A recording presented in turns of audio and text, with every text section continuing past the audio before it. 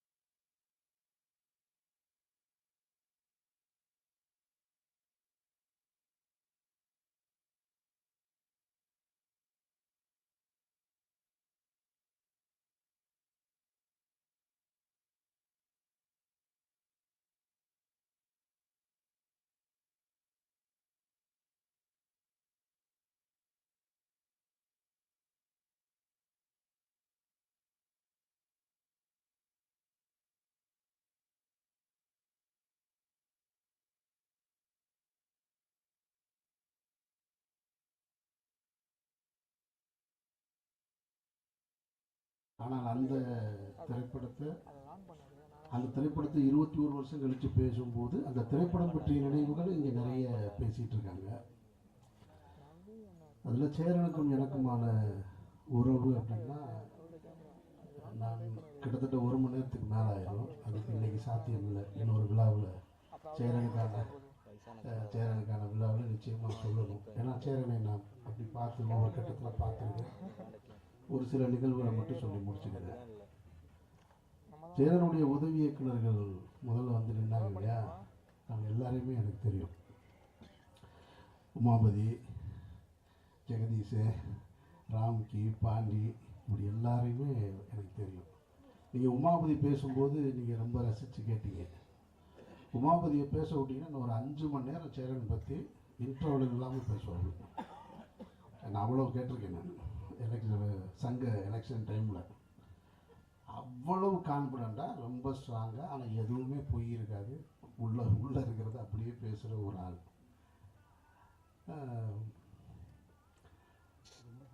அவங்க எல்லாருமே வந்து சேரனை பற்றி நிறைய சொல்லும்போது, இவங்க நான் திரைக்கு வருவதற்கு முன்னால் ஒரு இயக்குனராக, ஒரு ஜெயிச்ச இயக்குனராக இருக்கார். அதில் குறிப்பாக இந்த படம் ஆட்டோகிராஃப் அவர் எடுத்துகிட்டு இருக்கும்போது நான் ராம் ஷூட் பண்ணிக்கிட்டு இருக்கேன் கொடைக்கானலில். அப்போ இடையில் ஒரு முறை வரும்போது ஆட்டோகிராஃபுடைய ஃபங்க்ஷன் நடக்குது. தேவி தேட்டர்னு நினைக்கிறேன். தேவி தேட்டரா? சத்தியம் தேட்டரில் நடக்குது. அப்போது அந்த மேடையில் இசை வெளியீட்டு விழாவில் அன்றைக்கி இருந்த பத்திரிகையாளர்களுக்கு உங்களுக்கு தெரியும்னு நினைக்கிறேன். நான் ஆட்டோகிராஃப்னு சொல்லிட்டேன். நான் அவர் மேடையில் சேரன் பேசுனது தான் ஆட்டோகிராஃப்னு சொல்லி கையெழுத்து போட்டேன். ஆனால் இந்த ஃபைனான்ஸ் சீட்டை எத்தனை கையெழுத்து போட்டேன்னு எனக்கு தெரியலை அப்படின்னு சொல்லி மேடையில் கண் கலங்குறாரு சேரன். அப்போது சேரன் எனக்கு முன்னாடி எனக்கு தெரியும், ஆனால் பழக்கம் இல்லை, நெருக்கமாக இல்லை. அப்போ சேரன் வெளியில் வந்த உடனே நான் நின்றுட்டுருக்கேன். சேரன்கிட்ட கேட்குறேன், நானே கடை வாங்கி படம் எடுத்துகிட்ருக்கேன்.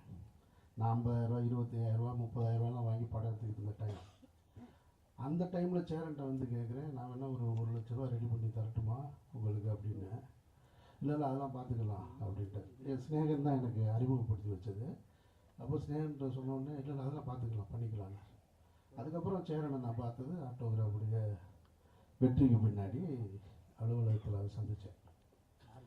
அதுக்கு பின்னாடி அந்த இயக்குநர்கள், உதவி இயக்குநர்கள் ஜெகதீஷ் உட்பட எல்லாருமே எங்கிட்ட நெருக்கமாயிட்டாங்க. இப்போ ஆரி தொடங்கி ஜெகதீஷ், உமாபதி, ராம்கி, பாண்டியராஜன் தன்னுடைய மெரினாவை பண்ணும்போது முதல்ல வந்து வணக்கமாக இருக்கும் சென்னைன்னு ஒரு பாட்டு, ஒரு ப்ரோமோ பாட்டு ஷூட் பண்ணுறதுக்கு எனக்கு வந்து வீட்டில் வந்து நீங்கள் வந்து ஒரு அது 2 ஷாட்டு நடித்து கொடுக்கணும். அப்புறம் வீட்டுக்கு பக்கத்தில் வந்து ஒரு ஆட்டோ எடுத்துகிட்டு அதை போய் எடுத்து அதை நடித்து கொடுத்துட்டு வந்தோம். இப்போ சேரனுக்கு என்னென்னா, அவருடைய உதவி இயக்குநர்கள் பூராமே என்னோட பழகிக்கிட்டே இருக்காங்க.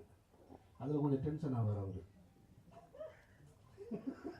ஆரம்பிச்சாப்பில் பாருங்க உமாபதி, ஏன்னா அந்த கதை பூரா அவருக்கு தெரியும். ஸ்நேகனும் என்கிட்ட வந்துட்டாப்புல, ஆரியும் வந்துட்டாப்புல. அங்கே போனாலே என்ன பூரா அங்கே போயிட்டீங்க, என்ன அங்கே எல்லாருமே அங்கே இருக்கீங்க அப்படின்னு கேட்டுகிட்டே இருப்பார் சேரனு. அதில் பாதி உதவி இயக்குநர்கள் அவர் வெளியில் போனதுக்கு காரணம் வந்து, ஒவ்வொரு படத்தில் ஏதாவது ஒரு ஹீரோயினாக இருக்கும். நீங்கள் உடனே தப்பாக எடுத்துக்காதீங்க. ஏதாவது ஒரு பிரச்சனை இருக்கும். யார் கேட்டாலும் ஒரு கதை சொல்லி கேட்பாங்க. ராமன் தேடிய செய்தியில் ஜெகனுக்கு ஒரு கதை இருக்கும். அவன் சொல்லுவான் என்கிட்ட, அண்ணா என்ன நடந்துச்சு தெரியுமா அப்படின்னு. என்ன எல்லா கதையும் இங்கே வந்து இறக்கி வச்சுட்டு போகிறீங்க. அவர் எப்போ பார்த்தாலும் என்னை கோச்சிக்கிடுவார். ஸ்நேகன் அங்கே போனால் என்ன அங்கே போயிட்டு அங்கே வர்றீங்களான்னு கேட்பாருன்னு. சேரன் பொதுவாக வந்து பெண்களை நல்லா பார்த்துப்பார். அது வந்து எந்த டவுட்டும் கிடையாது. நீங்கள் இப்போ கூட கவனிச்சிங்கன்னா ஸ்நேகா மேடத்துக்கு அவர் தான் தண்ணி பாட்டு திறந்து கொடுத்தார். நான் அடுத்து முடிச்சிடுறேன். ஏன்னு சொல்கிறேன், இந்த குற்றச்சாட்டு அவர்கிட்ட, அவங்க உதவி இயக்குநர்கிட்ட இருந்துக்கிட்டே இருக்கும். ஆனால் நான் அதுக்கு காரணம் என்ன நினைக்கிறேன்னா, சேரன் நிறைய அக்கா தங்கச்சிகளோட அதிகம் பழகின ஒரு ஆள். அவர் வந்து நிறைய உறவுகள் வந்து அண்ணன் தம்பி அதிகம் கிடையாது. அவங்க வீட்டு உறவுகள் அக்கா தங்கச்சிகளோட அதிகம் பழகினது. அந்த உணர்வு எப்பயுமே சேரன்கிட்ட இருந்துக்கிட்டே இருக்கும். அது நான் சேரனோட பழகும்போது தான் என்னால் அதை புரிஞ்சுக்க முடிஞ்சது. அப்போ இவங்க எல்லாருமே வேற ஒன்று நினச்சிட்டாங்க அப்படின்னு. அதனால் ரொம்ப உன்னிப்பாக கவனித்து பார்த்துட்ருப்பார். இதுதான் சேரனுடைய மனநிலை. அதுக்கப்புறம் சேரனை பற்றி இந்த ஆட்டோகிராஃபு அதான் சொல்லலாம், எங்கே தொடங்கி எங்கே போகிறதுனே தெரியல. அவ்வளோ இருக்குது எனக்கும் சேரனுக்குமான உறவு, இந்த படம் பற்றின நினைவுகள். முடிச்சது நான், ஏன்னா எனக்கு ஒன்றும் புரியலை. எதையாவது ஒன்று சொல்லிடுவோமோங்கிற பதட்டமாக இருக்கு.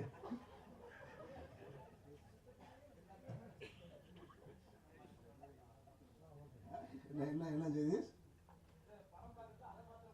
படம் ரொம்ப ஒரு சேரன் வந்து தமிழ் சினிமாவில் ஒரு சாதித்த கலைஞன், தவிர்க்க முடியாத கலைஞன், மக்கள் கலைஞன், ஒரு மகத்தான கலைஞர்.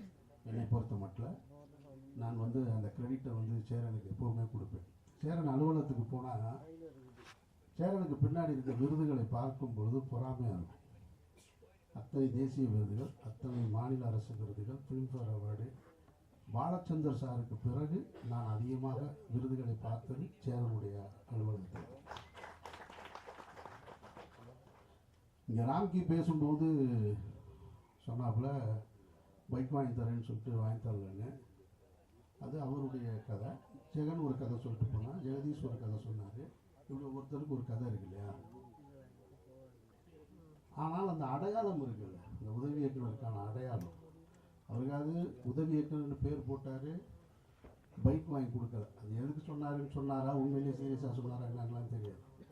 ஆனால் நானெல்லாம் உதவி இயக்குனராக வேலை செய்யும்போது ஒரு படம் முழுக்க வேலை செஞ்சுட்டு அந்த படத்தில் பேரே இல்லை. அப்போ எப்படி இருந்திருக்குன்னு யோசிப்பாங்க.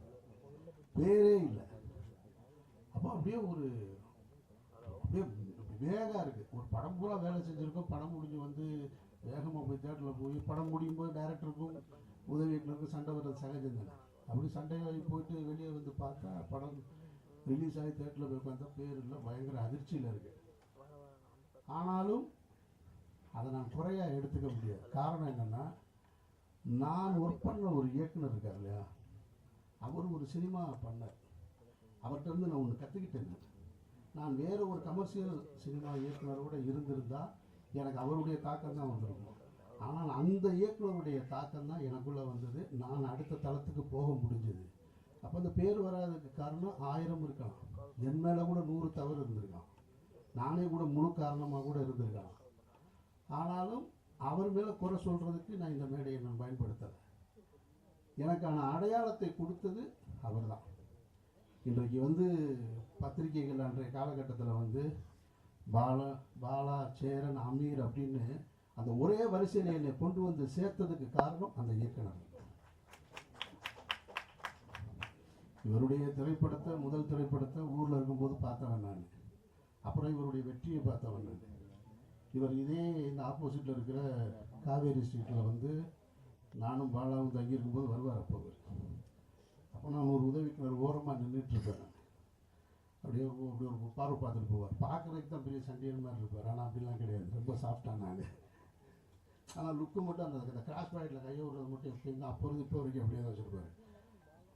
ஒரு நமக்கு பெரிய டேரக்டரை பேசுகிறாங்க, நான் வெளியே இருந்து தம்மு போட்டு ஒரு ஓரமாக நின்றுட்டுருப்பேன். அவர் கேட்பார், என்ன ஒரு ஆள் அப்படியே நின்றுட்டே இருக்காவில் அப்படின்பாரு. அப்புறம் அவர் போய் வண்டி ஏற்றி விடுறது, இந்த வேலையெல்லாம் பார்த்துருக்கேன் நான். இப்படி ஒவ்வொரு காலகட்டத்தில் நான் பார்த்து வளர்ந்துருக்கேன் சேரனை நான். அப்போ இவங்களோட சேர்த்து இன்றைக்கி நிப்பாட்டுற இடம் இருக்கு இல்லையா, அதுக்கு காரணம் நம்ம வேலை செஞ்ச இயக்குனர்கள் தான். அதனால் அங்கே என்ன குறை இருந்தாலும் அது ஒரு தகப்பன் தன்னுடைய பிள்ளையை தேர்த்துவதற்காக செய்கிற முயற்சியாக தான் நான் பார்க்குறேன். அப்படித்தான் நானும் பார்க்குறேன். அப்படித்தான் அவருடைய உதவி இயக்குனர்களும் பார்த்துருப்பாங்கன்னு நினைக்கிறேன்.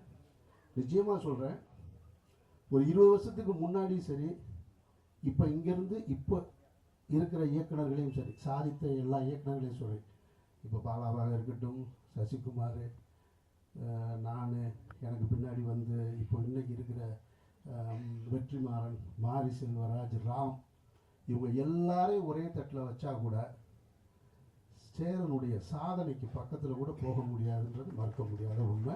இதில் மற்ற டைரக்டரை தப்பாக எடுத்துக்க மாட்டாங்கன்ற நம்பிக்கையில் நான் அந்த உரிமையோடு சொல்கிறேன்.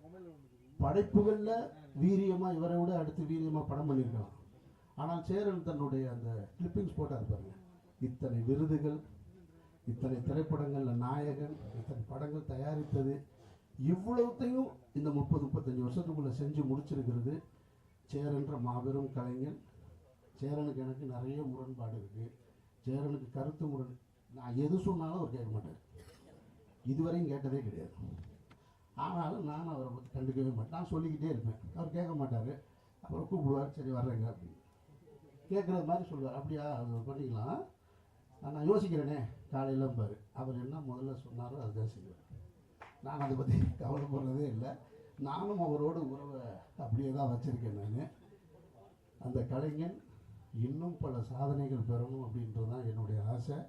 சேரன் வெற்றி அடைஞ்சா நான் சினிமாவில் இன்னொரு இயக்குனருடைய வெற்றி அடையணும்னு, பணத்தாலையும் புகழாலையும் வெற்றி அடையணும்னு எப்பயுமே யோசிச்சுட்டு இருக்க ஒரே இயக்குனர் சேரன் மட்டும்தான். சேரன் எப்பயுமே ஜெயிக்கணும்னு நான் நினச்சிக்கிட்டே இருப்பேன். அவர் எனக்கு என்ன செய்கிறாருன்றதெல்லாம் முக்கியம். அவர் வந்து எனக்கு இப்போ அவங்க அஸ்டன் சொல்கிற மாதிரி சொல்லணும்னா கிண்டலுக்கு சொல்கிறாங்க, அவர் எந்த நல்லது நமக்கு செய்ய மாட்டார் அப்படின்னு சொல்லலாம். அவர்கிட்ட ஒரு அன்பு இருக்குது. அது எல்லாத்தையும் மறந்துடுவார். எல்லாத்தையும் மறந்துட்டு எவ்வளோ பெரிய சண்டை போட்டோம், எவ்வளவு இது பண்ணோன்றதெல்லாம் மறந்துட்டு ஒன்றுமே நடக்காத போல கூப்பிடுவார். எங்கே இருக்கீங்க, வாங்க போகலாம் அப்படின்னு கேட்பார். அதனால தான் உமாபதி சொன்னது, உண்மையிலே அன்பா இருக்காரா இல்லையா, நம்ம அன்புன்னு நம்பிக்கிற வேண்டியதுதான் நம்ம.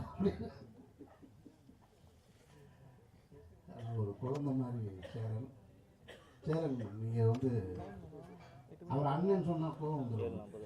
அதில் ரொம்ப முக்கியமானது. அதுக்காக நம்ம போனோடனே நம்ம அண்ணன் வாங்க அப்படிப்பாரு. சரிங்க, நல்லா இருக்குங்களா என்னைய பார்த்து அண்ணன் அப்படிம்பாரு. அவர் இன்னமும் இளமையாக தன்னை மனசுக்குள்ளே வச்சுக்கிடுவார். அதுக்கான வேலைகள் செஞ்சுட்டே இருப்பார். வேற என்ன சொல்றது உங்களை பற்றி, இந்த படத்தை பற்றி என்ன சொல்றது? இப்படி ஒரு படம் யாரும் எடுக்க முடியாது. இந்த படம் தான் இந்த படம் மாதிரி யாரும் ஒருத்தர் எடுக்கவே முடியாது. இப்போ பருத்தி வீரன் மாதிரி ஒரு படம் அல்லது வேறு படங்கள் இன்னொரு இயக்குனர் படத்தை நான் சொல்ல முடியுமான்னு தெரியல. அதுபோல் ஒரு படங்களை வாழ்வியலை எடுத்துடலாம். இந்த படம் எப்போ பார்த்தாலும் ஒருத்தருக்கு தன்னுடைய கடந்த காலத்தை நினைவுபடுத்திக்கிட்டே இருக்கும். அப்படி ஒரு படைப்பது. நான் மதுரை அபிராமி கேட்டில் தான் இந்த படம் பார்த்தேன். ராம் ஷெடியூல் முடிச்சுட்டு வந்து பார்த்தேன். நான் பார்த்துட்டு பிரமிச்சுட்டு இருக்கேன். எப்படி இருக்க முடியும்?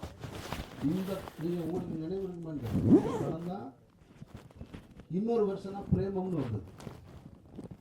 மலையாளத்தில் வந்து பிரேமம் பார்த்தீங்கன்னாக்கா அதை ஆட்டோகிராஃப். இப்பவும் நீங்கள் இந்த படத்தை இப்போ இருக்கிற ஜென்சிக்கு தகுந்த மாதிரி மாற்றி எடுத்தால் ஒரு சில்வர் ஜூப்ளி படமாக மாறும். அவ்வளவு கண்டென்ட் உள்ள ஒரு படம். அதனால் இந்த படம் சேரனுக்கு மீண்டும் ஒரு மாபெரும் வெற்றி, பொருளாதார ரீதியாக கொடுக்கணும். இந்த தலைமுறைக்கு சேரன் என்ற இயக்குனர் ஒரு மகத்தான கல்வி தமிழ் சினிமாவில் வாழ்ந்துக்கிட்டு இருக்கான் அப்படின்றத இந்த படம் கொண்டு போய் சேர்க்கணும் அப்படின்ற அந்த பிரார்த்தனையோடு விடைபெறுகிறேன்.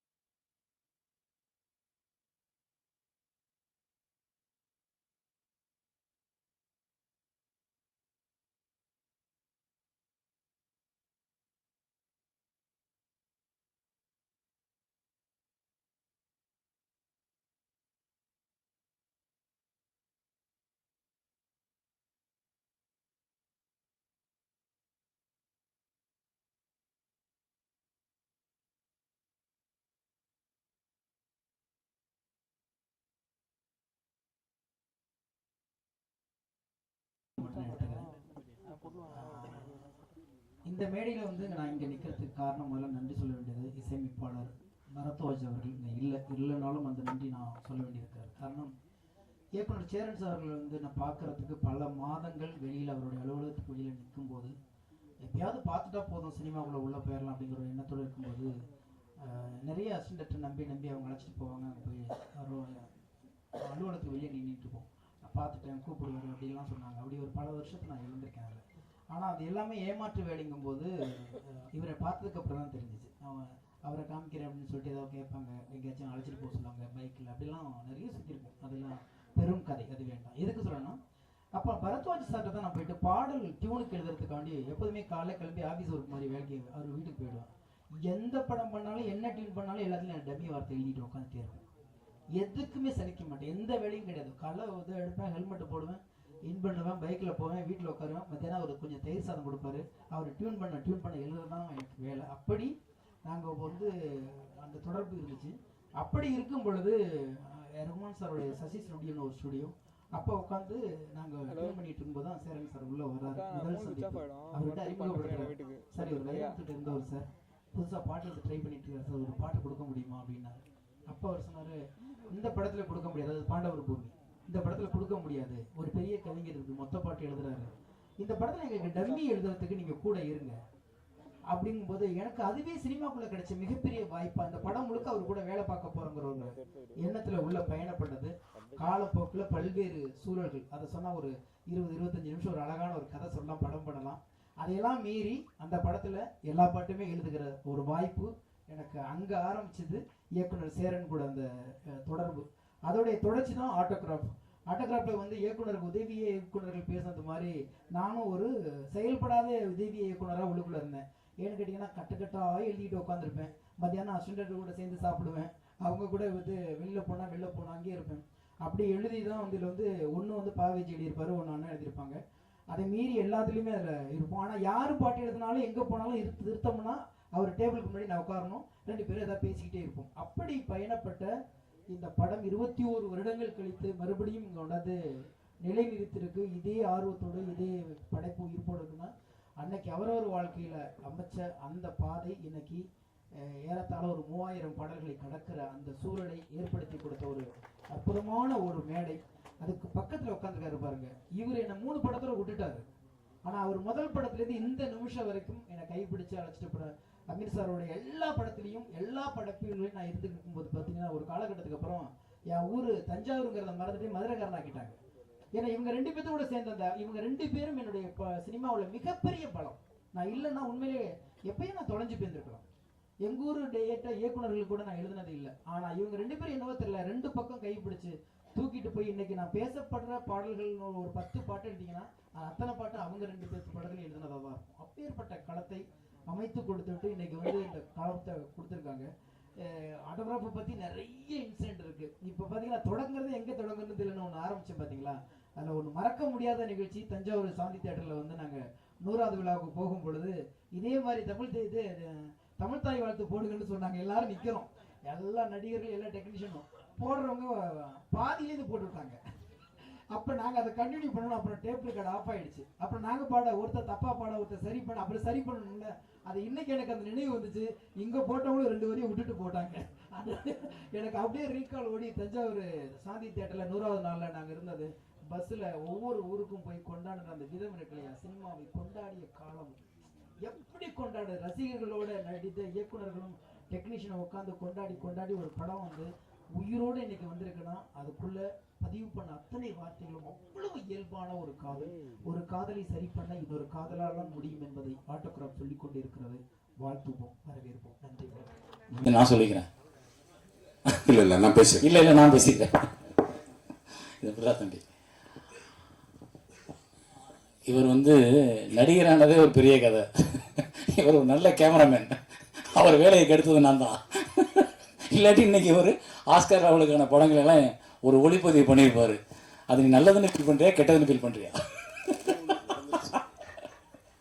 ஏதோ ஒன்று நடந்துருச்சா. எங்கள் ஊருக்கு பக்கத்து ஊர், ஒரே ஊருக்காரங்க. ஆனால் இவர் சினிமாவில் வந்து பாரதிதாசார் யூனிட்டில் உள்ளே இருந்தார். நான் பாரதிதாசார் யூனிட்டோட வெளியிலேருந்து பார்க்குறாள். அங்கே வெளில இருந்து படம் பார்க்கும்போது எனக்கு திடீர்னு ஒரு கேரக்டர் மட்டும் இடையில வந்து ஒரு டைலாக் பேசிட்டு போகும். ஆனால் இந்த குரல் வித்தியாசமாக இருக்கேன் அப்படின்னு பார்ப்பேன். வேதம் போகுது இல்லைன்னா ஏய் அப்படின்னு சொல்லி ஒரு டைலாக், அந்த டைலாக்லாம் நான் நடிச்சு காமிப்பேன். இந்த டைலாக் அருமையாக ஒருத்தர் பேசியிருந்தார் அப்படின்னு. ஆனால் நான் படம் பண்ணும்போது அவரை பற்றி விசாரிக்கும் போது அப்போ தான் சொல்கிறாங்க, அவர் இளவரசுப்பா, நம்ம மலைச்சாமி ஐயாரில் அவர் பையன் எம்எல்ஏ, அவர் அப்பா எம்எல்ஏ சாணிப்பட்டி. ஆட இவர் நம்ம ஊருக்காரர் அப்படின்னா அப்படின்னு அவரை பிடிச்சி இவரை கொண்டு வந்து பொற்காலம் படத்தில் ஃபஸ்ட்டு ஒரு பெரிய கேரக்டர் இல்லைன்னா பெரிய கேரக்டர். ஆமாம் ஆமாம், பெரிய கேரக்டர். சொல்ல மாட்டேன், வா இன்னும் திறக்கவே இல்லையே. அப்போ இருந்து இப்போ வரைக்கும் என்னோட எல்லா படங்கள்லையும் ஏதாவது ஒரு கேரக்டரில் இளவரசன், விஜயகுமார் சார் இவங்கெல்லாம் இருந்தால் எனக்கு ரொம்ப ஹாப்பியாக ஃபீல் பண்ணுவேன். அப்படி ஒரு கேரக்டர்ஸ் வந்து இவங்களோட எனக்கு பந்தம்.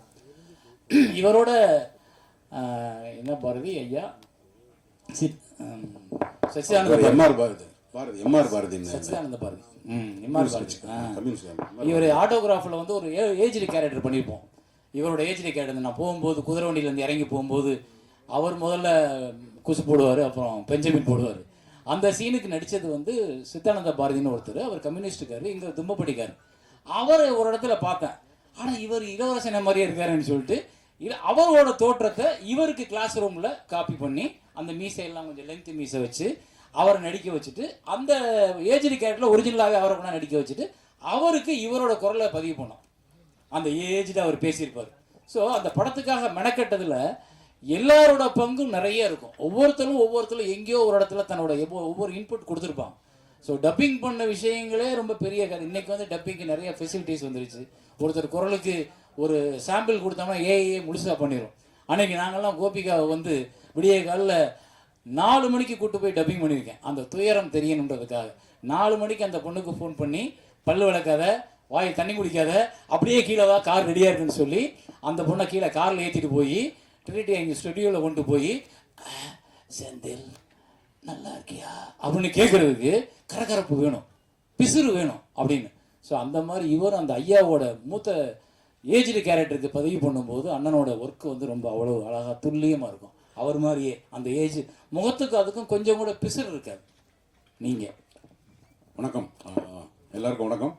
பெரிய நீண்ட அறிமுகத்துக்கு பிறகு முரளியண்ணா, பரத்வாஜ் சார், சபேஷ் முரளியண்ணான்னு சொல்லி படம் நாக்கு தான் முதல் முறையாக முரளியண்ணான்னு சொல்லுது. சாரி ஃபார் இட்னா, சாரி ஃபார் இட். உங்களோட பாசிட்டிவான ஒரு பிஹேவியர் வந்து சினிமாவில் எப்படிலாம் இருக்கணுன்றதுக்கு நீங்கள் தேவாண்ணன், சபேஷ் அண்ணன், முரளி அண்ணன் எல்லாரும் எங்களுக்கு பெரிய ஒரு இன்ஸ்பிரேஷன். நம்ம அதுக்கான மேடைகள் கிடைக்கல. இன்றைக்கி இந்த ஆட்டோகிராஃப் மேடையில் உங்களை பற்றி பேசுகிறத ஒரு கௌரவமாகவும் உங்களுக்கு கொடுக்குற மரியாதையாகவும் நினைக்கிறேண்ணே. ரொம்ப நன்றிண்ணே, ரொம்ப நன்றிண்ணே. பரத்வாஜ் சார், விஜய் மில்டன் கேமராமேன், மணிராஜ், தம்பி அமீர், திருமதி ஸ்னேகா, எல்லாருக்கும் தம்பி ஜெயதீஷா, மோபதி, பாண்டிய ஐயா, பாண்டியராசா ஐயா, ராமகிருஷ்ணன் ஐயா, எல்லாருக்கும் என்னுடைய வணக்கம். ஜெகன் ஐயா அப்புறம் கடைசியாக சொல்லிக்கிறேன். அவர் பல படங்களில் ஃப்ளாஷ்பேக்கில் வருவார். 21 வருஷம் அப்படிங்கிறது ரொம்ப கம்மியாக தெரியுது.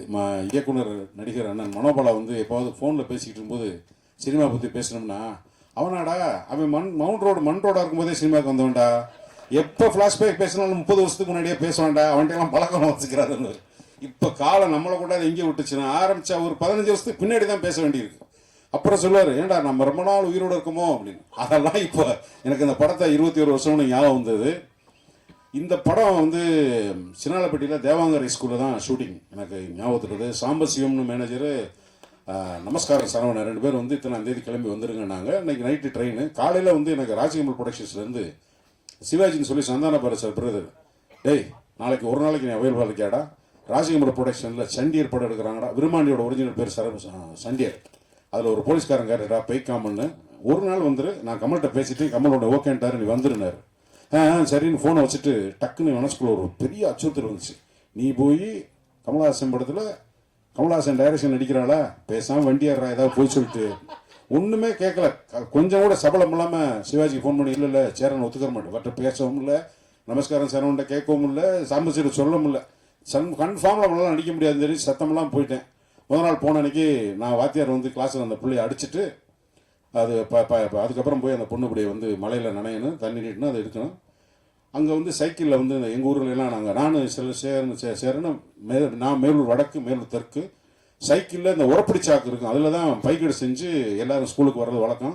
தூக்கு சட்டின்னு தான் சொல்லுவோம், தூக்குவாளின்னு சொல்ல தெரியாது. டிஃபன் கேரியர்லாம் சென்னைக்கு வந்து நாங்கள் சினிமாவில் சேர்ந்ததுக்கப்புறம் கற்றுக்கிட்ட வார்த்தை. தூக்குவாளி, தூக்கு போனி, தூக்கு சட்டி எல்லாத்தையும் வரிசையாக நுப்பாட்டி எடுத்துக்கிட்டு இருக்காப்புல. அந்த கையில் அடிக்கிற மாதிரி மழை தண்ணி எடுத்து. சின்னாலப்பட்டி ஊரில் எப்போவுமே தண்ணி பஞ்சம் தலைவரிச்சாடுற ஊர். சாம்பசிவம் யாரையோ பிச்சை எடுத்து ஒரு லாரி டேங்கர் கொண்டாந்து ஒரு டிராக்டரில் கொண்டாந்து கொடுத்தா ஒரு ஒன் மோர்னா ஒரு நேரம் டேங்கரை தீர்ந்து போச்சு. என்னடா இது எடுத்துக்கிட்டே இருக்க, அப்படியே திருப்பி இன்னொரு டேங்க் வருது. அப்போ உட்காந்து சைக்கிள் நிற்கும் போது எனக்கு வந்து கம்ப்ளீட்டாக எங்கள் ஊரில் நாங்கள் படித்த அந்த ஸ்கூலில் படித்ததெல்லாம் ஞாபகத்துக்கு வந்துட்டுருக்கு. அன்றைக்கி வந்து நாங்கள் எங்கள் ஸ்கூலில் படிக்கிறப்போ ஒரு 7 பொம்பளை பிள்ளைகளும் ஒரு 13 பசங்க. இப்போது என் மக கல்யாணத்துக்காக பத்திரிக்கை கொடுக்குறதுக்காக அவங்க எல்லாத்தையும் தேடி பிடிச்சி ஒரு ஆட்டோகிராஃப் ஃபீல்டில் போகிறேன். நான் ஞாபகம் வருதேன்னு போனால் 7 பேரில் 6 பேர் இருக்காங்க, ஒரு ஆள் எங்கே இருக்குன்னு கண்டுபிடிக்க முடியல. அது என் நண்பர் ஒருத்தர் சொல்லி இந்த மாதிரிடா பத்திரிக்கை கொடுக்கணும், அந்த பொண்ணுங்கள்லாம் எங்கே இருக்குன்னு. அப்படியா நண்பா, சரிங்க ஐயா, நான் எப்படி கண்டுபிடிச்சிடுறேன் ஐயா அப்படின்ட்டு எல்லார் நம்பரையும் வாங்கிட்டு என்ன கொடுக்காம அவங்க எல்லாம் வெளியில் போயிட்டாங்கன்னு என்னை தவிர்க்கிறாங்க. இப்போ என்னடா இதுக்கு நடுவில் அந்த என் கூட கிளாஸ்மேட்டோட தம்பி வந்து, சார் நீங்கள் எங்கள் அக்காவோட கிளாஸ்மேட்டாண்ணா, நீ எந்த அக்கா? இந்த வா உங்களை தான் தேடுறேன். நேராக வீட்டுக்கு போயிட்டேன்.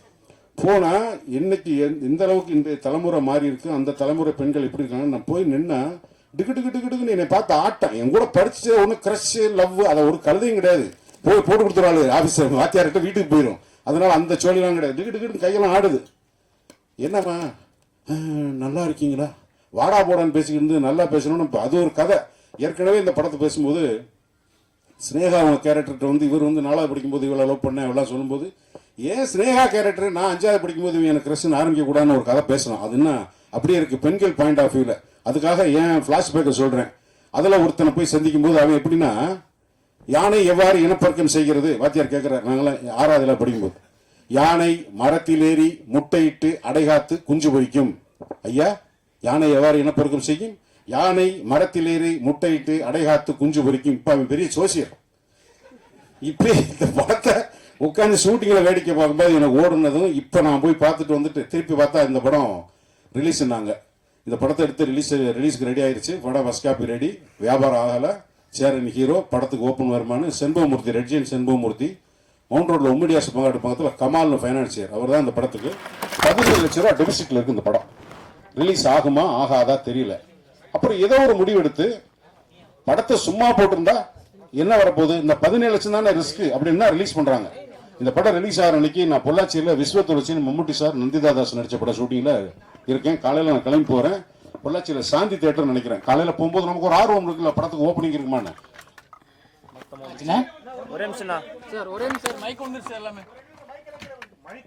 கடனை கட்ட முடியாது, இது எப்படிடா தேரும்.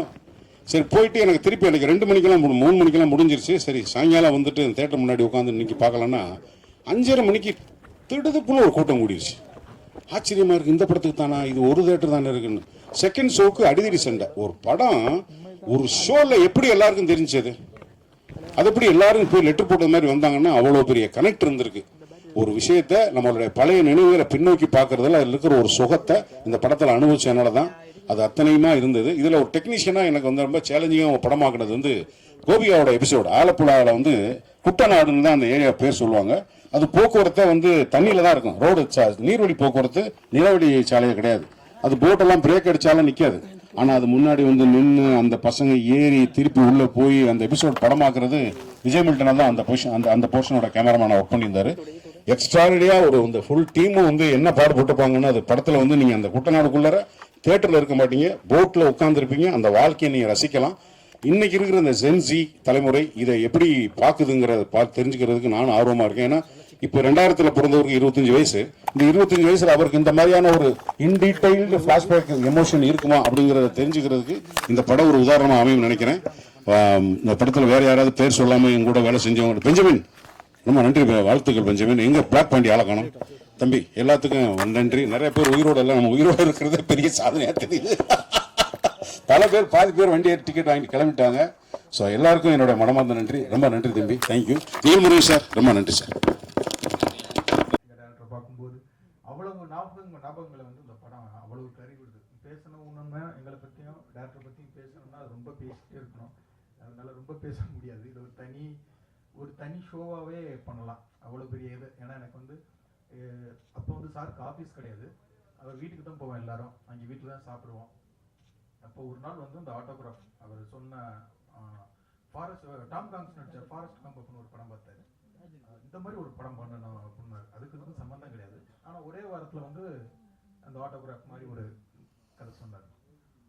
அந்த அந்த முதல் நாள் அந்த கதை சொன்ன நாள் வந்து ஞாபகம் இருக்கு. அதுக்குள்ள அப்புறம் வந்து அந்த மல்லிகாவை நடிச்ச அந்த பொண்ணு காலேஜ் சூழல் வந்து அசிஸ்டன்ட் தாய்மானவன் தான் அந்த பொண்ணை பார்த்துட்டு, சார் இந்த பொண்ணு மலையாளத்தில் நடிச்சிருக்காங்க பாருங்க அப்படின்னு சொன்னது முதற்கொண்டு.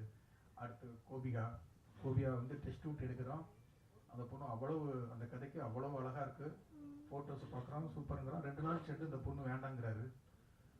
அதுக்கு 2 பஸ் ஸ்டாண்டர்ட் எதிர்ப்பு தெரிவிக்கிற 2-3 பேர் சார் கூட ராஜேஷ் சொல்லி அவருடைய ஃப்ரெண்டு ஒருத்தர் இருக்கார். சார் என்ன சொல்றாரோ அவருடைய நிழலா இருப்பார். ஆமாம் அந்த பொண்ணு வேண்டாம் அப்படின்பாரு.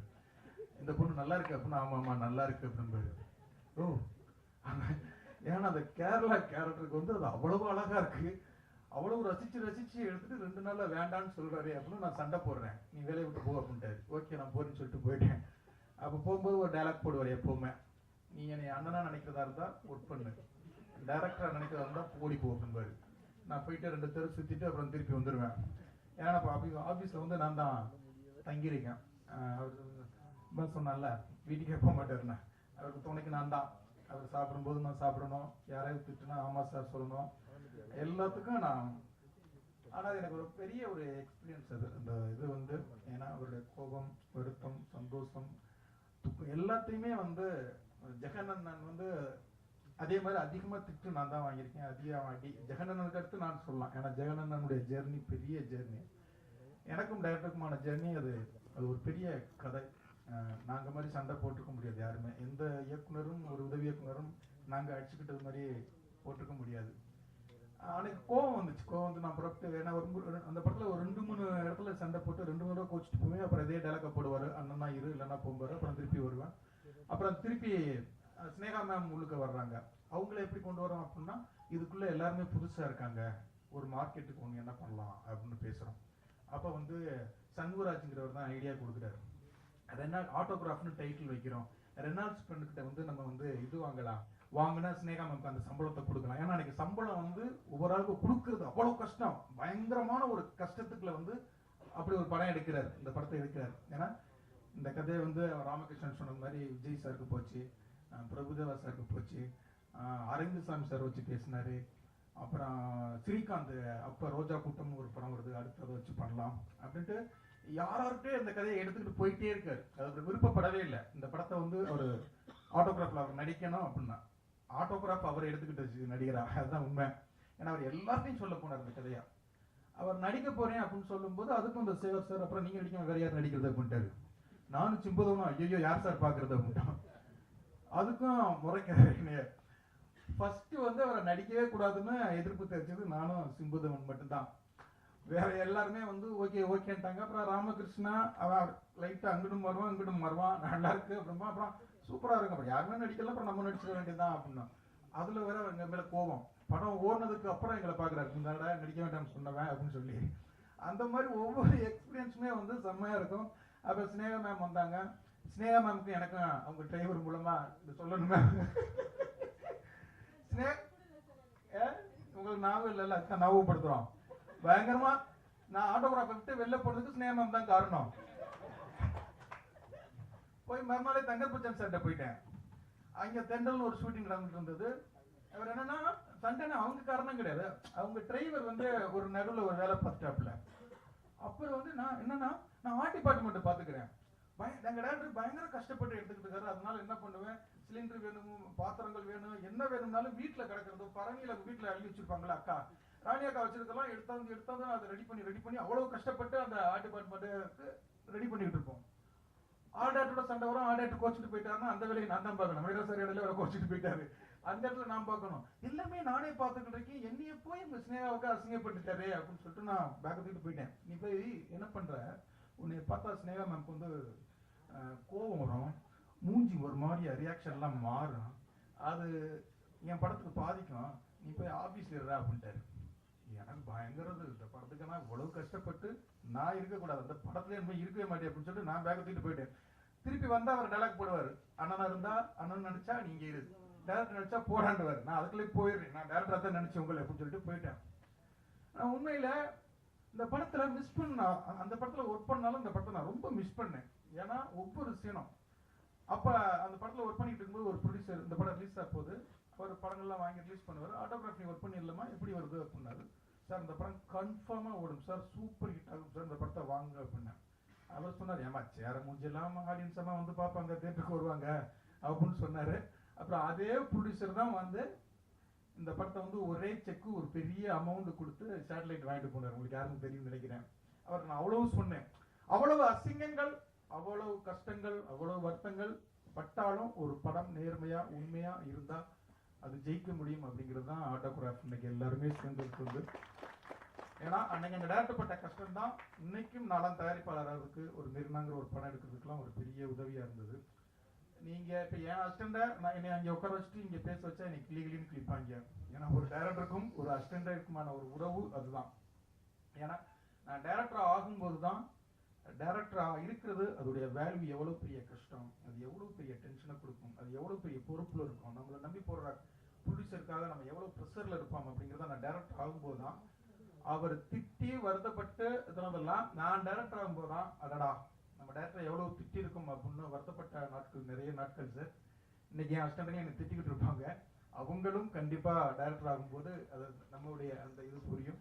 நான் உண்மையிலே உங்கள்கிட்ட நிறைய கற்றுக்கிட்டேன், நிறைய இன்னைக்கும் உங்களுடைய பாதிப்பு எனக்கு நிறைய இருக்கும். ஆஃபீஸ் போடுறது கூட ராமகிருஷ்ணன் ஜெகன்லாம் சொல்லுவார், டேய் ஆஃபீஸோட அவர் மாதிரியாடா போடணும், உட்காரது கூட நான் அவர் மாதிரி தான் உட்காருவேன். அதை நக்கல் பண்ணிக்கிட்டே இருப்பான் ராமகிருஷ்ணன். வந்து உமாவுக்கு சொல்லுவான், டேய் மண்பா நீ அப்போ அவர் ரொம்ப பாதிக்கப்பட்டிருக்கடா அப்படின்பாரு. அந்த பாதிப்பு இல்லாமல் படம் எடுக்க முடியாது. உண்மையிலே உமா இந்த படம் வந்து ஜெகன்னா, மாபதி, தாய்மானவன், சிம்புதேவன், ராமகிருஷ்ணன், ஜெகதீஷு நிறைய எங்களுக்கு ஒரு சொந்தங்களை கொடுத்தது. இன்னைக்கு நாங்கள் சேர்ந்து இதுவாக்குறதுக்கு இந்த படம் வந்து ரொம்ப ரொம்ப முக்கியம். எங்களுக்கு பெரிய விசிட்டிங் கார்டு இது. இந்த படத்தை பற்றி பேசணும்னா நிறைய பேசலாம். அந்த பரத்வாஜ் சார் சாங்கு, அந்த பாட்டு வந்து ஃபர்ஸ்ட் வந்து ஒரு எல்லாரும் நாங்கள் ஸ்னேகமாக போட்டுப்போம்ல, அந்த ஒவ்வொரு பூக்களுமே சொல்கிறது அப்படிங்கிற பாட்டு வந்து ஃபர்ஸ்ட் வந்து அவர் வந்து ஒரு ஃபிலிம் டைரக்டராக இருப்பார். வண்ணத்து பூச்சிகளால் கண் விழிக்க, வாய்க்காலோடு மீனோடு நான் குளிக்க அப்படின்னு வரும். அவ்வளவு மாற்றங்கள் இந்த படத்தை பற்றி பேசலாம். அது கண்டிப்பாக அந்த படம் இன்னைக்கு உள்ள ஆடியன்ஸ் கண்டிப்பாக அதை கொண்டாடுவாங்க. இதுக்கு ஒரு பெரிய சக்ஸஸ் மீட்டு கண்டிப்பாக எங்கள் டேரக்டர் வைப்பார். அந்த சக்ஸஸ் மீட்டில் இன்னும் நிறைய பேசுவோங்கிற நம்பிக்கை எனக்கு இருக்கு. வாழ்த்துக்கள், நன்றி. கடைசி டிக்கெட்டு நானும் என்னோட டைமும் சேர்ந்து நான் அமீர் சார் கொடுப்பேன். ஸ்னேகா மேடம் பாவம் 6 மணிக்கெல்லாம் நான் விட்டுருங்க, கால் சீட்டுக்கு வந்து போகிற டைமை விட முன்னாடியே சொல்லி கேட்டாங்க. ஸோ அதனால அவங்க வெயிட் பண்ணிட்டாங்க. ஒரு 2 நிமிஷம் எல்லாருக்கும் சேரன் சாருக்கும் அவருக்குமான அனுபவம் சொன்னாங்க. நான் சினிமாவுக்கு நடிக்கணும்னு நம்பிக்கையில் ஏதோ பயிர் தூக்கிட்டு வந்தாச்சு. அப்போல்லாம் லெட்ரு ஒன்று இருந்துச்சு. ஒரு லெட்ரு தான் என்னையும் அவரை கனெக்ட் பண்ணிச்சு. நான் சித்தப்பா கொடுத்த ஒரு லெட்ரு அவர் போய் பார்த்துட்டு அவர் சொல்லாமல் இருந்தது முடிஞ்சிட்டு ஒரு போராட்டம் முடிஞ்சிட்டு உள்ளே போனார். உள்ளுக்குள்ள ஆஃபீஸ்க்கு தேடிட்டு அந்த லெட்டரை எடுத்துகிட்டு போய் பார்க்கும்போது பார்த்துட்டு சரி வாங்க அப்புறமா நான் படம் வரும்போது கூப்பிட்றேன்னு சொன்னார். அதுக்கப்புறம் அங்கேருந்து தான் அதுக்கப்புறம் திருப்பும் அவரை தேடி போய் லெட்டர் எடுத்துகிட்டு ஆஃபீஸ்க்கு என்ன பண்ணேன், ஃபோன் அடிச்சிருவேன் நான். லோகநாத் சித்தப்பா இருக்காரு, அவர் ஒரு லெட்டர் கொடுத்தாரு, அவருக்கு ஃபோன் பண்ணுங்கன்னு சொல்லி கனெக்ட் பண்ணோம்னே சாப்பா சிவன் யாரும் சொந்தக்காரங்க கூட இருக்குது ஊரில் வந்து ஃபோன் சொல்லி நேரம் நல்லா கனெக்ட் பண்ணி கொடுத்துருவாங்க. 2 தடவை 3 தடவை கனெக்ட் பண்ணாலும் கூப்பிட்டு திக்கிட்டாரு, ஃபோன் பண்ண நேரம் வேலையில் இருக்கீங்க அவன் கனெக்ட் பண்ணி விட்டுருக்காங்க. அதுக்கப்புறம் ஆஃபீஸ்க்கு திருப்பம் தேடி ஆட்டோகிராஃப் பண்ணுறாருன்னு கேள்விப்பட்டு திருப்பம் நம்ம வாங்கும்போது சினிமாவில் வந்து அப்போது எனக்கு பெரிய அனுபவம் இல்லை, எப்படி ஃபோட்டோ எடுக்கணும்னு தெரியாது, எதுவுமே தெரியாது. சும்மா ஒரு ஃபோட்டோ எடுத்துகிட்டு வேலை பார்த்துட்டு ஒரு ஜிம்மில் வேலை பார்ப்போம், சண்டே ஒரு ½ டே இருக்கும் ஃபோட்டோ எடுத்துகிட்டு போவோம். அப்போது ஒரு ஃபோட்டோ ஆல்பம் பார்த்துட்டு நானும் என்னோடய ஃப்ரெண்டு ஷபீர்னு சொல்லிட்டு 2 பேரும் போனோம். பார்த்துட்டு அப்படியே பொறுமையாக பார்த்தாரு. அந்த இடத்துல பார்த்துட்டு ஒரு கேள்வி கேட்டார், இந்த ஃபோட்டோவில் இருக்கிறது யார், இது யார்? அவன் ஃப்ரெண்டு அவனும் பார்த்துட்டு இந்த 3 உடம்பு நான் ஒரு பாடியில் 2-3 சேஞ்சஸ் பண்ணி வச்சுருந்தேன். அப்போ 6 பேக் வச்சுருந்தேன். அதுக்கப்புறம் ட்ரெயினராக இருக்கும்போது இன்னொரு கொஞ்சம் வெயிட் போட்டு இதெல்லாம் எப்படி பண்ணுறீங்க அப்படின்னு கேட்டார். இது பண்ணலாம் சார், ஒர்க் அவுட் பண்ணலாம். நீங்கள் யார் என்ன பண்ணுறீங்க அப்படின்னு கேட்டார். நான் அந்த ஃபிட்னஸ் ட்ரெயினராக இருக்கேன் சார் அப்படின்னு சொன்னோடனே அப்படியா சரி நாளைக்கு காலையில் நான் பாருங்கன்னு சொல்லிட்டு மேலே கொடுத்துட்டு போயிட்டேன். அப்போது போய் உட்கார்ந்ததுக்கப்புறம் ஒரு படம் பண்ணுறேன், இந்த மாதிரி செய்ய முடியுமா? ஏன்னா அதுக்கு முன்னாடி வந்து கமல் சார் தான் ஒரு படத்துக்கு வந்து ஒரு கேரக்டருக்கு உருமாற்றிக்கிறது, உடம்பை வந்து வருத்திக்கிறது, டயட் இருக்கிறது, இதெல்லாம் வந்து ரொம்ப ஈடுபாடோடு செய்கிறது வந்து அப்போ கமல் சார்லாம் ரொம்ப பர்ஃபெக்ஷனாக பண்ணிட்டு இருக்க ஒரு காலகட்டம் 20 வருஷத்துக்கு முன்னாடி. அப்புறமா விக்ரம் சார் பண்ணிட்டு இருந்தார். இவர் அதை வந்து டெடிக்கேட்டாக சொல்லும்போது நடிக்க தான் வாய்ப்பு கிடைக்கல. சரி எப்படியாவது வந்து வண்டியில் ஏறிடும் அப்படின்னு சொல்லிட்டு நான் உள்ளே போனேன். நடிக்க தான் கூப்பிட்றாங்கன்னு நினச்சிட்டு நான் போனோடனே உட்காருங்கன்னு சொல்லிட்டு இதெல்லாம் சொல்லாரு. கூடவே ட்ராவல் பண்ணணும், அதெல்லாம் செய்ய முடியுமான்னு சொல்லிட்டு பண்ணலாம் சார் சொல்லிட்டு அன்னைக்கு ஆரம்பித்த அவருடைய பயணம். ஒரு ஆக்டராக வந்து அதுக்கு முன்னாடி அவருடைய படங்கள் பார்த்து தான் நானும் பாரதி கண்ணம்மா அந்த மாதிரி படங்கள், பொக்கிஷம், பொற்காலம், நிறைய படங்கள் அவர் எடுத்திருக்காரு. அந்த டைமில் அவரோட டெடிகேஷன் பார்த்து எனக்கு ரொம்ப ஆச்சரியமா இருந்தது. ஏன்னா தூரத்தில் தான் பார்த்துருக்கேன். அவர் யார் என்னன்னா தெரியாது. எக்ஸசைஸ் பண்ணுவோம், ட்ரெயின் பண்ணும்போது அவர்கிட்ட அந்த ஸ்டூடெண்ட் பிஹேவியர் இருக்கும். வந்தால் கரெக்ட் டைமுக்கு அங்கே ரெடியாக இருப்பார், ட்ரெஸ்ஸை மாற்றிட்டு பண்ணி நின்னாருன்னா. எனக்கு ரொம்ப அட்மையர் பண்ண விஷயம் என்னன்னா மெமரி வந்து ஜாஸ்தி இருக்கிறத நான் கிளாஸ் நிறைய பேர் எடுத்திருக்கேன். பட் அவருக்கு பார்க்கும்போது ரொம்ப அட்மையர் பண்ண விஷயம் ஏன்னா எப்படி ஒரு படைப்பை எடுக்கிறாங்கிறது எனக்கு அங்கேருந்து தான் கொஞ்சம் கொஞ்சமாக சினிமா கற்றுக்கிட்டது வந்து தூரத்துலேருந்து கற்றுக்கிட்டது அவர்கிட்ட தான். மெமரி ஜாஸ்தி. நான் வேணும்னா என்ன பண்ணுவேன், அவருக்கு டஃப்பாக கொடுப்பேன். கொஞ்சம் நான் செய்கிறதெல்லாம் அவர் செய்கிறாரா வச்சு பார்க்கணுங்கிறது எனக்கும் அமீர் சாரையும் வச்சு செஞ்சுருக்கேன், அவரையும் செய்வோம். வந்து 2 பேருமே வந்து பயங்கரம் அந்த அட்டமெண்ட் ஒன்று இருக்கும். அது எப்படி அது வர முடியாமல் போகும், அதை நம்ம செஞ்சு பார்க்கணும். ஸோ அந்த அளவுக்கு டெடிக்கேட்டடாக இங்கேருந்து சென்னை மட்டும் இல்லை, கேரளாவுக்கு என்னை கூப்பிட்டு போய் அங்கே தனியாக ரூம் கொடுத்து அங்கே எக்ஸசைஸ்க்கு தனியாக டைம் ஒதுக்கி டெடிக்கேட்டாக படம் முடிகிற வரைக்கும். ஒரு நாள் எக்ஸசைஸ் முடிச்சுட்டு கீழே படுத்துருந்தாரு. முடிச்சுட்டு இந்த கதையெல்லாம் எனக்கு என்னென்ன தெரியாது. படுத்துக்கிட்டு நல்லா எனக்கு இன்னும் ஞாபகம் இருக்காது.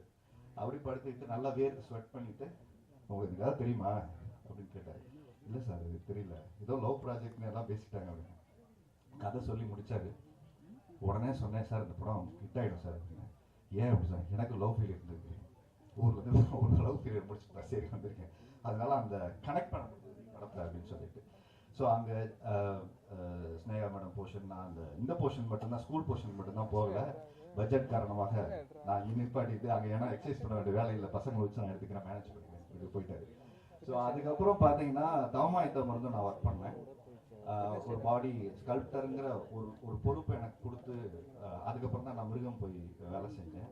நடிக்க வேலை செஞ்சுட்டு சர்வேலுக்கு காசு இல்லை, இதை ஒரு வேலையாக எடுத்துக்கிட்டு எனக்கு ஒரு ஆப்பர்ச்சுனிட்டி கிடைச்ச இடம் இது. ஏன்னா நான் அந்த வேலையை விட்டுட்டு நீங்கள் நம்பிக்கையாக வந்துருக்கேன், தைரியமாக அந்த நம்பிக்கை ஒரு கூட்டம். ஏதோ சினிமா நம்மளை பார்த்துக்கணும், அவர் இருக்காரு பார்த்துக்கோன்னு, அது அன்னைக்கு பார்த்துக்கலாம் வாங்கன்னு சொன்ன விஷயம்தான் நான் இன்னைக்கு நடிகனாகி இப்படி ஒரு மேடை ஏறி நிற்கிறதுக்கும் அவர் தான் காரணம். ஏன்னா ஆடும் கூத்துங்கிற ஒரு படம் எனக்கு வாய்ப்பு கிடைக்கும்போது அவர் தான் கூப்பிட்டு சொன்னார். ஏன்னா முன்னாடி இந்த படத்தில் கிருஷ்ணா நடிச்சிருப்பாரு, ஆயுத எழுத்தில் நடித்த கிருஷ்ணா. அவர் ஆயுத எழுத்துல ஒரு 3 நாள் டேட்டோ 4 நாள் டேட்டோ வாங்கிட்டு வந்தார். அவரு முடிஞ்சிடும் பார்க்குறாரு, ஃபோன் பண்ணி அழுவார். எனக்கு ரூம் மேட் அவர் தான். முடியவே மாட்டேங்குது, ஸ்கோல்டிங் அப்படியே கால் பண்ணி டென்ஷனாக கத்தினே இருப்ப ரூம்ல வந்துட்டு நாளைக்கு முடிஞ்சிடும் சொல்லி வச்சிருப்பாங்க. அண்ணன் நாளைக்கு முடியாது, அவர் காலையில் விழுந்தாரு, சார் மணிசார் இதுக்கு மேலே எல்லாம் தள்ள முடியாதுன்னு சொல்லிட்டு ஒரு வாரம் தள்ளி போயிட்டு கிளம்பி ஊருக்கு போயிட்டாரு. அவருக்கு டூப் போடுறதுக்கு ஆள் யாருன்னு சொல்லி எல்லாம் டிஸ்கஷன் நடக்குது ஆஃபீஸில். அந்த சாயலில் யார் இருக்கா, அந்த ஹைட்டில் இதெல்லாம் ஆள் இருக்கும்போது சாமி எல்லாம் வேலை இருக்கும், சாமியெல்லாம் இருந்தான்னு நினைக்கிறேன். அவர் எல்லாரும் டிஸ்கஸ் பண்ணிட்டு ஆரி தூக்கி போடலாம் அப்படின்னு சொல்லிட்டு வந்து இவங்க டிஸ்கஸ் பண்ணிட்டு ஒரு கேரக்டருக்கு பண்ணுறீங்களா, ஆனால் இதில் வந்து படத்துலலாம் வருமா என்னெல்லாம் தெரியாது, அது உங்களுக்கு ஓகேவா அப்படின்னு கேட்டு போனார். ட்ரெஸ்ஸெல்லாம் அந்த பேடெல்லாம் மாற்றி விட்டுட்டு உள்ள அந்த ஷார்ட் எடுத்தாங்க. 2 வரி டயலாக். இன்னைக்கு நான் எல்லாரும் கொஞ்சம் நான் ஓரளவுக்கு நடிக்கிறேன்னு சொல்கிறாங்கன்னா அதுக்கு முக்கியமான காரணம் அன்னைக்கு நடந்த அந்த இன்சிடென்ட். கிரேட்டு செம்ம இன்சல்ட். அந்த இடத்துல 2 வரி டைலாக் பேசிட்டு ஒரு ட்ராக் அண்ட் சாலிஜன் அப்படியே நடந்து வரணும் அவரோட பேசிட்டு. என்னால் பண்ண முடியல, நடந்து வரேன், டைலாக் மறந்து போச்சு, என்ன பேசணும்னு தெரில. ஒரு டேக் வச்சு 2 டேக் வச்சு 3 டேக் வச்சு இப்படி பார்த்தாரு. இதெல்லாம் ஃபோட்டோ தூக்கிட்டு இந்த ஆர்வத்தை மட்டும் வச்சுக்கிட்டு இருக்குன்னா அந்த எக்ஸ்பிரஷன் பார்த்து டைம் போயிட்டு இருக்கு. ஓகே நீங்கள் நடந்து வாங்க, சரி ட்ராக் அவர் அங்கேருந்து ஆக்ஷன் சொல்லிட்டு அப்படியே வந்தோடனே என் டைலாக்கு என்ன கவுண்டரோ அதை அப்படியே எடுத்துட்டு வாய்ஸில் ஷோல்டரில் வச்சுட்டு பண்ணிட்டாரு. பண்ணி முடிச்சு அந்த ஷார்ட்டை முடிஞ்சிச்சு. அன்னைக்கு டிசைட் பண்ணேன், ஃபோட்டோ தூக்கி வெளில வச்சுட்டு ஆஃபீஸ் போய் தேடக்கூடாது, முதல்ல நடிப்பு கற்றுக்கிட்டு தான் வேணும்னு சொல்லிட்டு தான் அப்புறம் கூத்துப்பட்டில் இருந்தவங்கள்ட்ட நடிப்பு கற்று ட்ரைடர் பண்ணிட்டு வந்து இன்னைக்கு இந்த மேடை வரைக்கும் வந்திருக்கு. மிக முக்கியமான காரணம் அது. அதுக்கப்புறம் சேரன் சார் என்ன பண்ணியிருக்காரு, என்ன செஞ்சுருக்காருன்னு எல்லாருமே சொன்னாங்க. பட் ஒரு திரைப்படத்தை எடுக்கக்கூடிய இயக்குனரா நான் பார்த்த ஒரு முக்கியமான விஷயம், இன்னைக்கு பைசன் வந்து இன்னைக்கு எல்லாருமே பேசுறோம், சாதிய ஒழிப்பு சார்ந்த ஒரு நல்ல படம் எடுக்கக்கூடிய இயக்குனரா மாரி செல்வராஜ் இருக்குது. அவர் படைப்புகள் ரொம்ப கருத்திகளாக, அதே மாதிரி சமூக நீதி பேசக்கூடிய படங்களா இருக்கும்போது 28 வருஷத்துக்கு முன்னாடியே பாரதி கண்ணம்மாங்கிற படத்துல அருவாளை தூக்கிட்டு வெட்டுறது ஆளை தேடிட்டு இருந்தாங்க. ஆள் வந்து அப்ஸ்காண்ட் ஆகி போன ஒரு மனுஷன் வந்து. ஸோ அன்னைக்கு சாதியம் சார்ந்து சாதிய ஒழிப்பு பற்றி எடுத்த தைரியமா ஒரு டைரக்டராக இருந்துச்சு சார். அதே மாதிரி ஆட்சியில் இருக்கும்போது ஆட்சியில் இருக்கக்கூடிய நிறை குறைகளை தைரியமா சொன்ன ஒரு இயக்குனராகவும் பார்த்தீங்கன்னா தேசிய கீதம் ஒரு படைப்பெடுத்தது. அதே மாதிரி காதல் பண்றதெல்லாம் நம்மலாம் இன்னைக்கு அழகா சொல்றோம். நான் எனக்கு 2 பிரேக்கப் மச்சான், 4 பிரேக்கப், 5 பிரேக்கப் கூட நான் ஒரு ஷோ பண்ணேன். நிறைய யங்ஸ்டர்ஸ் வந்து சொல்லும்போது ரொம்ப ஆச்சரியமா இருந்தது. காதலை கடந்து திரும்ப ஒரு காதல் வரும் நம்பிக்கை ஆட்டோகிராஃப் வந்ததுக்கு அப்புறம் தான் நிறைய பேருக்கு கொடுத்தது. என்னன்னா ஒரு காதலோட தன் வாழ்க்கையை முடிஞ்சிருச்சு நினைச்சிட்டு இருந்தோம் மத்தியில இப்படி ஒரு படம் வந்தோடனே இல்ல இன்னொரு லவ் கூட வரும், யாராவது நமக்கும் வாழ்க்கையில வாழ்க்கை கொடுப்பாங்க நம்பிக்கை கொடுத்த ஒரு படம். ஸோ அந்த மாதிரி அப்பவே வந்து ட்ரெண்ட் செட்டிங்கா இந்த மாதிரி இன்னைக்கு யங்ஸ்டர்ஸ்க்கு வந்து நம்பிக்கை கொடுக்குற லவ் அப்படின்னா அது முடிஞ்சு போறதில்ல, திருப்ப அது தொடர்கதையா வரக்கூடியதான். ஸோ வாழ்க்கையை முடிச்சுக்காதீங்க ஒரு நம்பிக்கை கொடுத்த ஒரு படம். அது மாதிரி உறவுகள் சொன்ன படம், இந்த மாதிரி எல்லா களங்கள்லையும் அவர் படம் பண்ண ஒரு டைரக்டர் ஷேட்டுங்கிறது வந்து எனக்கு ரொம்ப ஆச்சரியமா இருக்கு. ஏன்னா சில பேர் டிபிக்கலா ஒரு கதை எடுத்துட்டாங்கன்னா அந்த ஒரு ட்ராக்ல போவாங்க. அவரோட படைப்புகள் நேர்த்தியா இருக்கும், ஆனா ஒரே களத்துல இருக்காது. அது அவருடைய பெரிய பலம். அது ஆக்சுவலா பாண்டவர் பூமி வேறையா இருக்கும், பொற்காலம் வேறையா இருக்கும், பொக்கிஷம் வேறையா இருக்கும், மாயக்கண்ணாடி கூட வேற ஒரு களம். அவர் நிறைய என்ன சொல்றாரு, அவர் நடிச்சுக்காம வேற யாரும் நடிச்சுதான் அந்த படம் பெரிய ஹிட் ஆயிருக்குங்கிறது அவர் அடிக்கடி சொல்லுவாரு. எனக்கு ரொம்ப ஜனநாயகமா இந்த விஷயத்துல அவர் சொன்னாரு. அவருடைய தோல்வியை பதிவு பண்ணியிருந்தாரு ஃபர்ஸ்ட் போடும்போது. அதை நான் கவனிச்சேன். அதை யாருமே நிறைய பேர் சொல்ல மாட்டாங்க. தன் தோல்வியும் பதிவு பண்ணிக்கக்கூடிய தைரியமா சொல்லக்கூடிய ஒரு இயக்குனராகவும், அதே நேரத்துல நிறைய உதவி இயக்குனர்கள் இங்க வந்து பேசும்போது அவங்க சீனியாரிட்டி, அவங்க டைரக்டரை பத்தி பேசுற சுதந்திரம் ஒரு இடத்துல இருக்குன்னா அது எனக்கு தெரிஞ்சு இந்த மேடையில சேரன் அந்த டெமோக்ராட்டிக்க ஜனநாயகமா ஒருத்தர் வச்சிருக்காருங்கிறது நமக்கு பாராட்டக்கூடிய விஷயம். நம்ம ஜாலியா பேசுறோம், ஃப்ரெண்ட்லியா பேசுறோங்கிறது வீட்டுல எல்லாரும் வேற. ஆனா ஒரு மேடையில அந்த சுதந்திரம் ஒருத்தருக்கு கொடுத்துருக்கிறது இருக்குல்ல, அப்ப அந்த ஃப்ரீடமா இருந்தாதான் ஒருத்தர் பேச முடியும். ஸோ அங்க இருந்து கத்துக்கிட்ட விஷயம் தான் என்னையும் நகர்த்தி இங்க கொண்டு வந்திருக்கு. ஸோ இந்த படம் எல்லாரும் வந்து தியேட்டர்ல பாருங்கன்னா தான் எல்லாரும் சொல்ல போறாங்க.